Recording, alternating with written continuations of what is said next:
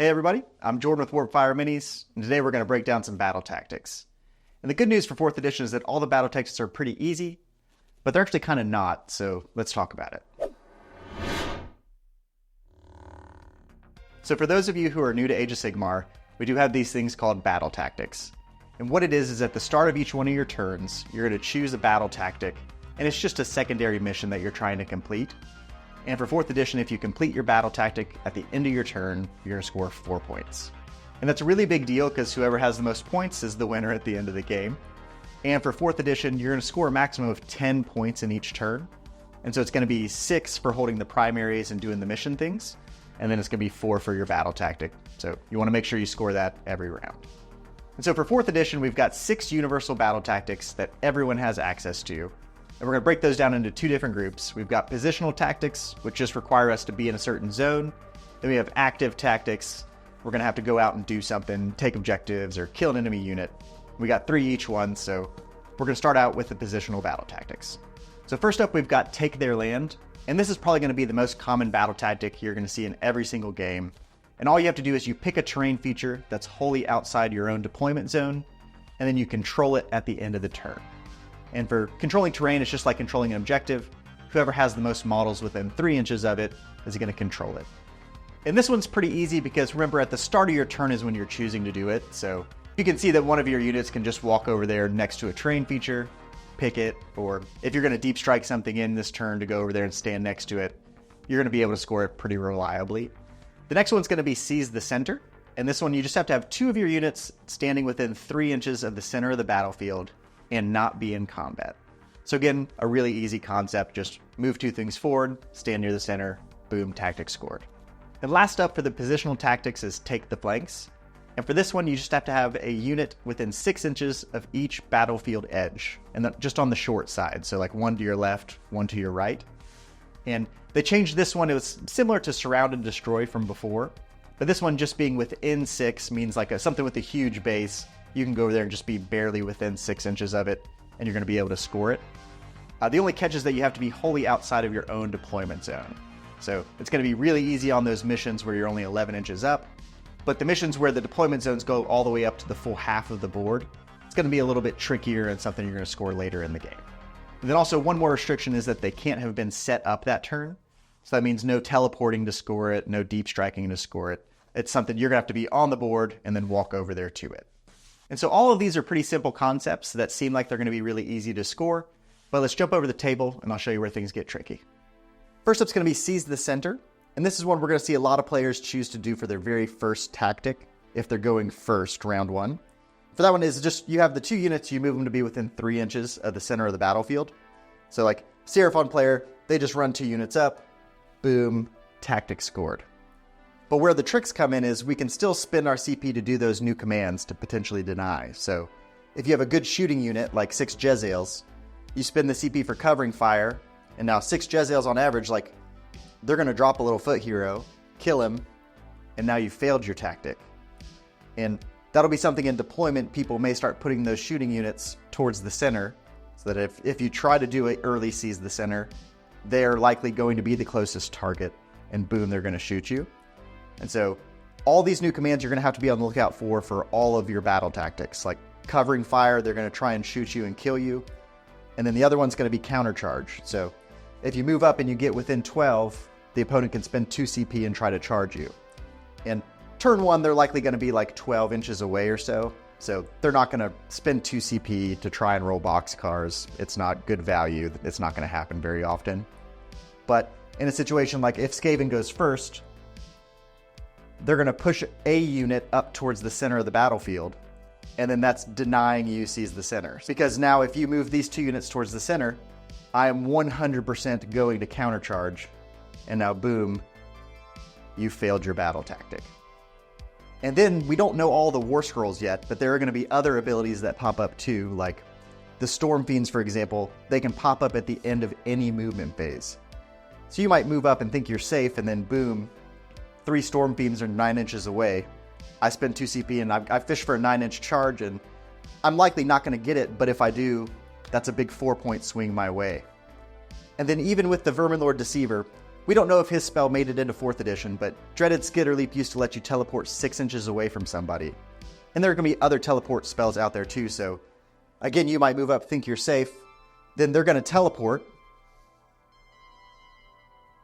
land 6 inches or 9 inches away from you, then spin that counter charge, and boom, again, you failed your tactic. And so even on these easy positional tactics where you're just putting things in place, you're going to have to be very, very mindful of all those new commands and things that people can do. And then even for something like take the flanks, it sounds easy. You need to move 2 of your units to be on the short edges of the battlefield. And so Astrolith Bear, he's going to run up, be within 6 inches outside of his zone, be in the table half. But using those new commands again, like the Deceiver, he's just going to countercharge and kill this guy, so you fail your battle tactic. Or if they have shooting units, they're going to spend the CP covering fire and blast them off the board.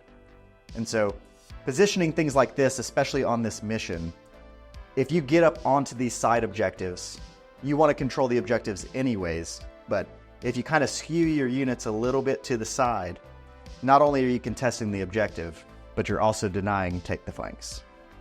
Now we'll jump over to the active battle tactics, and these are ones that's just going to require you to actually do something in your turn. The first one, and I think this is going to be the easiest to score, is Do Not Waver. And for this one, you have to have 2 of your units fight and none of your units die. So you're choosing this at the start of your turn, you choose it when it's appropriate, and we should be able to score this one. Then we have Attack on 2 Fronts, and for this one, you just have to take 2 objectives this turn, and one of them was controlled by an enemy at the start of the turn. And natural flow of the game, this is something that happens in most games. So when you're about to go walk on or charge and take this objective from an enemy, should be a pretty easy tactic to score. Then last up for the universal tactics is going to be Slay the Entourage. And for this one, you have to pick a unit and kill it, but that unit has to be in the general's regiment. So that could be either be the general or just one of the units that are accompanying him. And for this one, I put it last because anytime you're trying to kill something, it's just never guaranteed. But let's jump over the table and I'll show you a few little tricks we can do to help make these active ones a little bit easier. So for example, we have a tactic like Do Not Waver, and that's we have to have 2 of our units fight and none of our units die.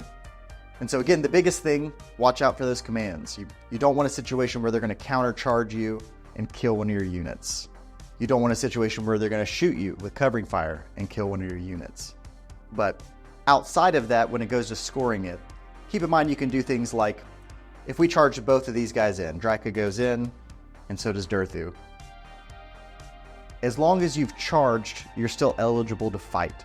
So let's say we fight with Durthu first, he's going to pick up 3 Jezzails every time. Boom, they're dead. And now Draca, there's no one there for her to fight, but since she charged, she can still fight, which is just going to be a pile-in. So we move her 3 inches towards the closest enemy unit, and boom, that's still going to be a battle tactic scored. And so little moves like that are going to help you score the tactic and help prevent your units from dying. You can charge in with one big hammer unit, and even have something small like a little foot hero charge in with them. Then just clear the squad with them so they're safe, do your pile in so you've technically fought, and boom, you're good to go. Then for Attack on 2 Fronts, we're going to see people do things like, in deployment, they're not going to deploy on their home objective. Especially on this mission, you don't score 1-2 more, so there's no incentive to control more than your opponent. So you'll be able to do something like choose Attack on 2 for your battle tactic here. I can just move Draca onto this objective. I've taken control of 1. Then run Durthu over here. Boom. He takes it away from the Jezzails. Battle tactic scored. And so that's just something to keep in mind. Like for scoring all 5 of your tactics this edition, you're going to want to plan ahead. And so if it comes down to not taking an objective you would have taken before, so that you can then walk on it later on, just something to keep your eyes open and be on the lookout for it. So in addition to those, there's also some Grand Alliance battle tactics, and each Grand Alliance is going to have 2 of these. And we've seen some of them like Order where they revealed both, and then for Chaos, Death, and Destruction we've seen 1 of each one. So we'll wait till they release all those and do a video on them specifically, but they're looking pretty good so far. And so overall my feelings on the battle tactics are, they're simple concepts, and I like that. For new players, they're going to be able to read these, and it's going to sound like things that they can easily go out and do throughout their games. But the really cool part about 4th edition is all those new commands that we talked about, just giving you these opportunities to deny them. So for 3rd edition that we've been playing for years now, a lot of games you played and it just felt like my opponent chose their tactic and they're going to score it and there's nothing I can do about it. Like before, the Iron Jaws would walk with the 2 units on the 3 inches of the center and I couldn't countercharge. I couldn't shoot them. I couldn't do anything about it. They're just, boom, getting 5 free tactics. Where so far in the games I've been playing, it seems like a lot of games you're going to score maybe 4 tactics. And if you do fail that tactic early, you're not just out of the game. You've got those opportunities that are going to pop up where you can maybe deny one and get back in the game. And then remember too, like, it's a brand new edition of the game and it's all new rules and all of our units just got new things. So we're going to make mistakes. We're all going to drop a bunch of tactics that we shouldn't. And that's okay. Like, don't get discouraged. If you do drop the tactic or 2, like, you're still not out of the game. Play it out, try your best. And the only way we're going to get better at scoring these tactics is by playing games. And eventually, like, we'll start dialing in our lists like, okay, this unit's really good at scoring, take the flanks, and we'll start building into it, and we'll get more consistent as we move on. So that's it for battle tactics. Just make sure you score them. You need points to win games, and then make sure you're watching out for all those things your opponent can do now. There's tons of cool tricks out there with those new commands. Then we'll see you next week where we'll be going over the Skaven Faction Focus article they put out. Pretty pumped for all the new Skaven stuff. And as always, if you need models, check us out at warpfireminis.com. Thank you.